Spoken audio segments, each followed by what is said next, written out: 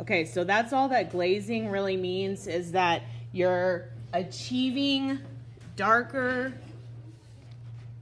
colors or more vibrant colors based on just how many layers of that watercolor that you put on. Okay, so for glazing, all we're going to do is just put another layer of orange on top, and that's it. And so then you should be able to see, and I'm only going to go about halfway. So kind of something like that, so that you can see the difference of one layer versus 2 layers. So that's all I'm gonna do right there, okay? So transparent layering is just like glazing, but here, transparent layering is where you start working your color theory a little bit, and you use multiple colors or different colors on the previous layers that you already have. So instead of, I'm gonna zoom in here. So instead of going in with this orange that we had, we're gonna pick a couple different colors, and you can choose what you wanna do.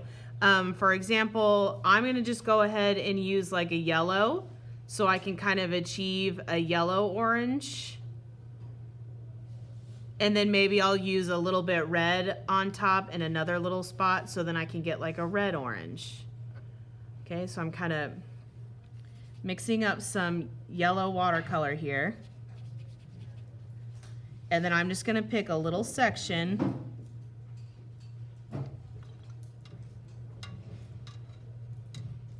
for that yellow to go in. And I kind of wanna water that down a little bit more. So now I don't have that straight orange and I don't have that straight yellow.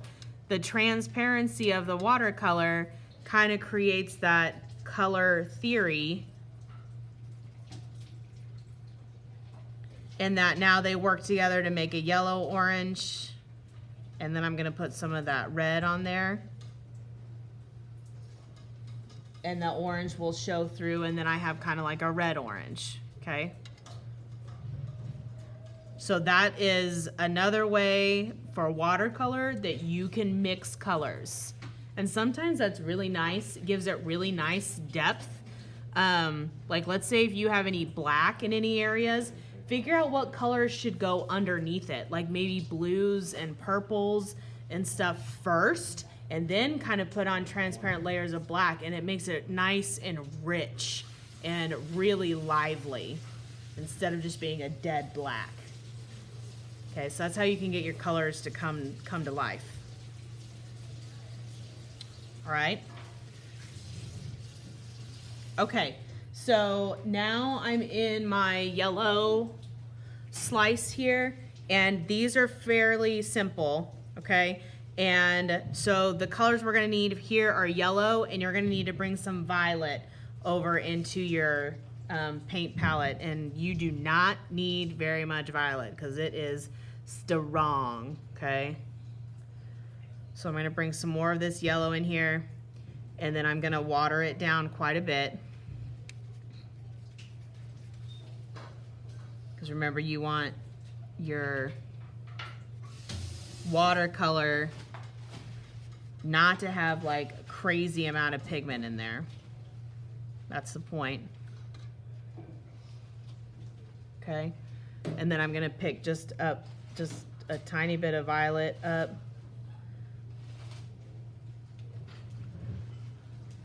And it's almost out of the screen for you guys.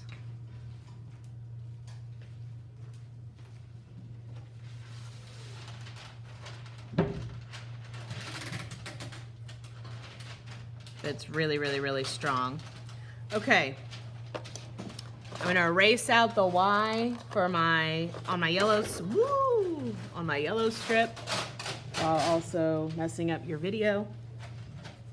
Okay, so remember that first slice is pure. Okay, so for a dry brush, it's literally what it sounds like. So I'm gonna get a round brush for this. I'm not going to wet it at all previously, so pick maybe just a different brush that's already dry. And I'm just gonna pick up a little bit of the watercolor. And I'm just gonna kind of use that in brush stroke. You can even pick that up and then dab that out onto your tissue and just really kind of let the brush bristles get bristly to give it a little bit of texture. Sometimes it's good for like grass. Okay, oops. Okay, so now I'm gonna go into my resist and I'm desaturating this yellow, and I like tiny bit of purple. So I'm gonna find my smallest liner brush that I have, because if you've noticed, your paintbrushes like to really soak up that watercolor up into the bristles. So I'm gonna wet it down first, and then I'm gonna barely pick up any purple, any violet, and hopefully I don't go too far. Okay, good. It looks like I've got my violet watered down enough to where I don't have to be as careful as I was being. Okay, so I'm gonna pick up some more. Went down a little.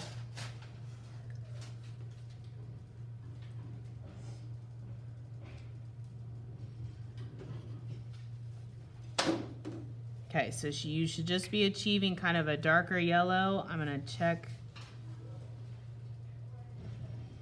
it out. It's not too bad. I think I'm gonna add a little bit more violet.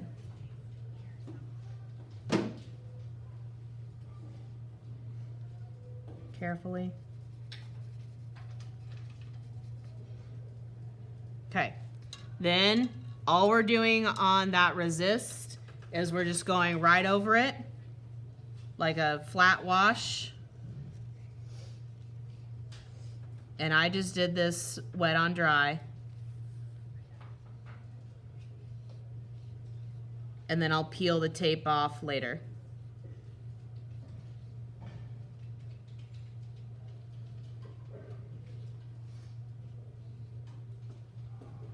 Okay, for masking, we're gonna do the same thing. You already have your masking fluid there. Paige, if yours is still like wet, it might not work as well. Okay, so you want it to, huh? Okay, yeah, if it's kind of dried out a little bit, then you can put it on top. Okay, so I'm gonna desaturate my yellow first, and then I'm just gonna paint right on top. So hopefully these last techniques are pretty quick.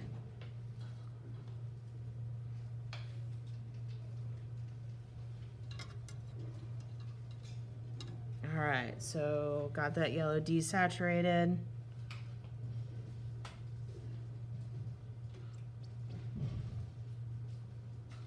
So basically that frisket stuff is like liquid latex. So as I like paint over it, it's squeaky.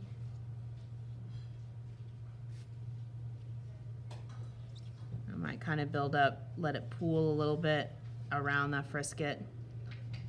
Just kind of build it up a little bit, and so I can also see it being desaturated. Okay. I'm gonna desaturate one more time. Lifting is easy. That's what you need your tissue for.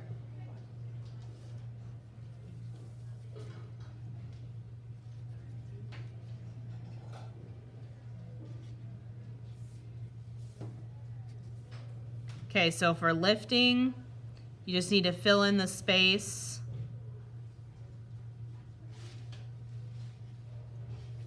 Pretty good. Have it kind of pool. Okay, and if you're doing your desaturation correctly, it should just be getting kind of darker and darker yellow.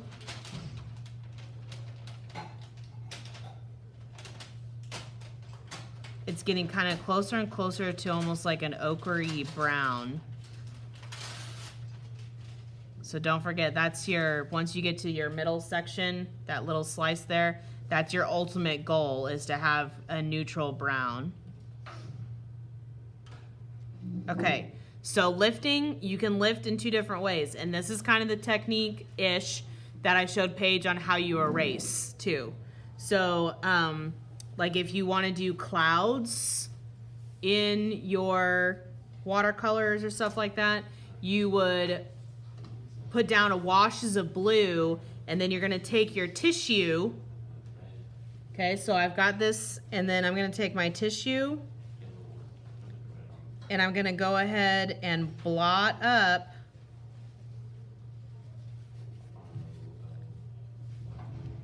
that watercolor that I put down. And I'm kind of being selective about it.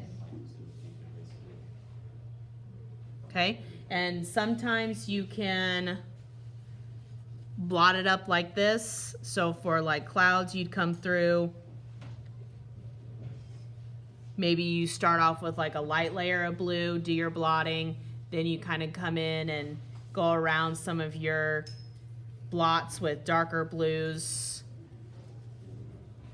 to kind of give your clouds some dimension. So not only can you use your tissue, you can also use a dry brush. So if you get your paintbrush, you kind of dry it off, and let's say you want to pull out some of that pooling, you just kind of dot it on top and it'll pull it up. This Miss Anderson. Hey. Yes, she is. Yes. Oh, hey, does she need to take stuff? Okay. All right, I'll send her. Bye. Let's see. Tate, Ms. Nagel just called for you, the counselor in the counseling office, and so I think you just need to go real quick. And then Tyler, I guess you get a break for a little bit. If you want to go hang out by Alex for a little while until she comes back, you can do that. Whatever you want to do. Okay. All right, so that's it for those, and then I think we only have 2 more in the violet, and we done. Oh, and these are easy.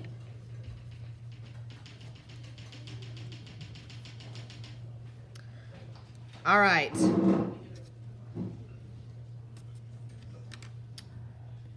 Okay, for splattering, here's the first thing that I suggest for splattering. Get your tissue and like tear it in a couple of different pieces. I'm gonna put a tissue down like underneath my color wheel. You could also do this with paper towel. Paper towel might be better. And then I'm gonna block off the blooms area, and then maybe block off like some of the color wheel to the left. So, oops. So you kind of want to like secure your area. Okay, here I'm going to use my round brush so I can pick up quite a bit of this watercolor. And I want it to be pretty heavily saturated with water when I first pick it up. So I'm going to pick up a lot of medium here. And then you're literally, there's a few different ways that you can kind of hold your paintbrush to get the splatters. So one is literally just kind of tapping it over like that. You can also hold the brush and then get the bristles in your fingertips like that. That'll give you kind of a finer spray.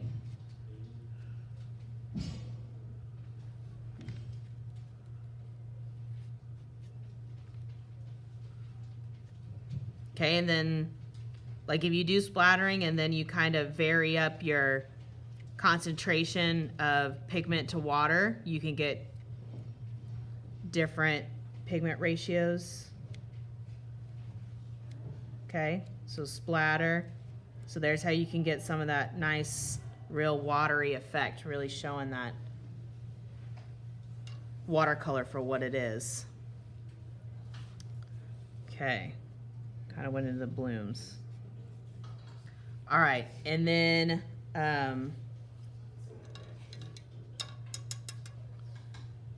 gonna try to desaturate this purple that I have with, I'm just gonna use some of this yellow over here So I'm just gonna kind of take more purple than I would really need.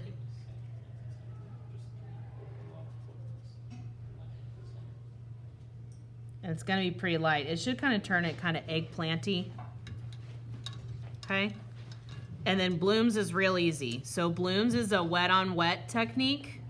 So what I'm gonna do in that section is I'm gonna paint with water first.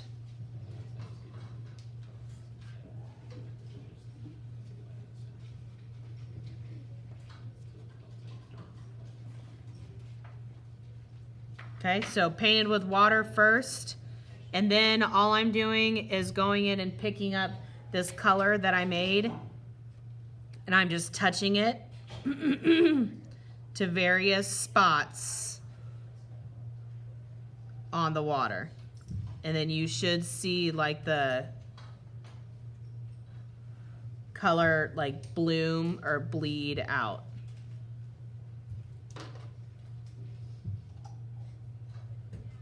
Kind of like that. You could do layering with this too. I'll just get a little blot of my unsaturated purple and like put that in there so you can kind of see the difference. Okay. So it went from like a rich like royal purple to kind of like an eggplanty purple when I desaturated it.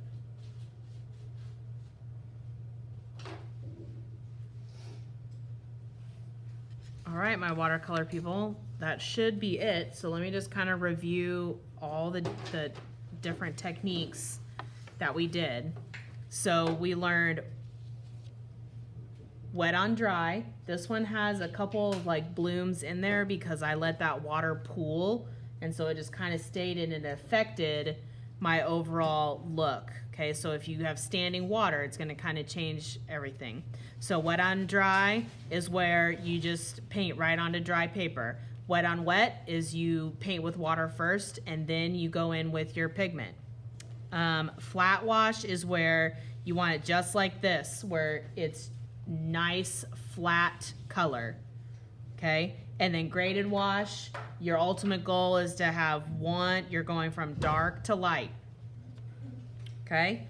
Glazing that we finished up today, you use the same color, but you do multiple layers and that will richen up your color or make it darker or more pigment saturated. Transparent layering here, you have a color underneath and then you put colors on top, and that kind of gives your color theory. So here hopefully I have kind of a yellow orange showing through and a red orange showing through. Hard edge is just a nice clean hard line when you paint. So when you're painting and you need like edging, maybe you're painting a barn or a building of some sort and you need those edges, you're going to use hard edge, okay? And you do that just by painting wet on dry technique. Soft edge, you start with hard edge and then you kind of scumble that line out with a wet brush, okay? Dry brush is literally just what it sounds like. You just pull up some of your pigment with a completely dry brush and go over it. I could even go in and pick up some of that watercolor pigment, like I'll do that right now, that's not really mixed up with any water. So I'll just kind of pick it up here and I can kind of go on top. And you guys can see how it'll give it some different texture.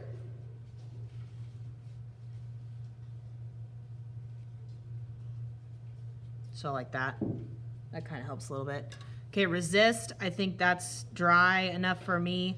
So I'm gonna pull that tape up. Masking tape is pretty darn good at resisting that watercolor. Okay, so you can use masking tape to block off areas. The masking fluid, once your watercolor is dry, then very carefully you can go through and peel this stuff off. You got to be kind of careful. I did it a little too early and it tore my paper. So you should just wait until it's completely dry. And then lifting is how you can get kind of like cloud or atmospheric effects. I was like trying to figure out what word I wanted to use.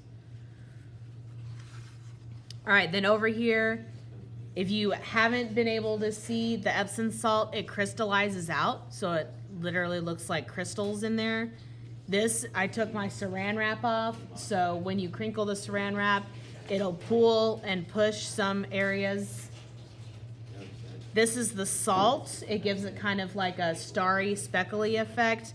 The rubbing alcohol is like a resist, and it resists out.